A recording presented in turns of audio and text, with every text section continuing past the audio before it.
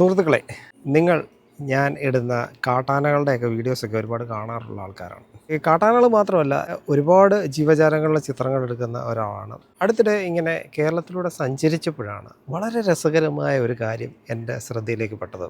അത് മറ്റൊന്നുമല്ല, ആനയുടെ പേര് ചേർത്തുള്ള ഒരുപാട് സ്ഥലങ്ങൾ നമ്മുടെ കേരളത്തിലുണ്ടെന്നുള്ള കാര്യം അടുത്തിടെയാണ് എനിക്ക് മനസ്സിലായത്.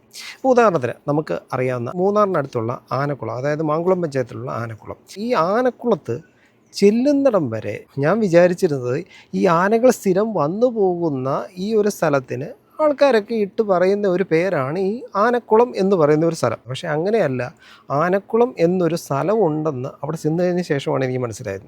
നൂറ്റാണ്ടുകളായിട്ട് ആനകൾ കൂട്ടത്തോടെ വന്നു പോകുന്ന ഒരു സ്ഥലമാണ് ഈ ആനക്കുളം എന്ന് പറയുന്ന സ്ഥലം.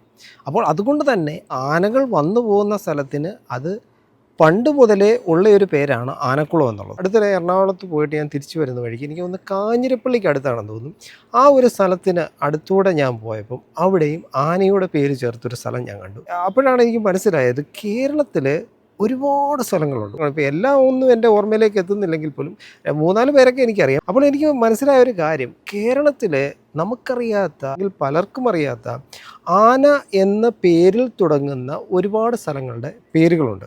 അതെന്തൊക്കെയാണെന്നുള്ളത് പലർക്കും അറിയാം, പക്ഷേ എല്ലാവർക്കും അറിയത്തില്ല എന്നുള്ളതാണ് സത്യം.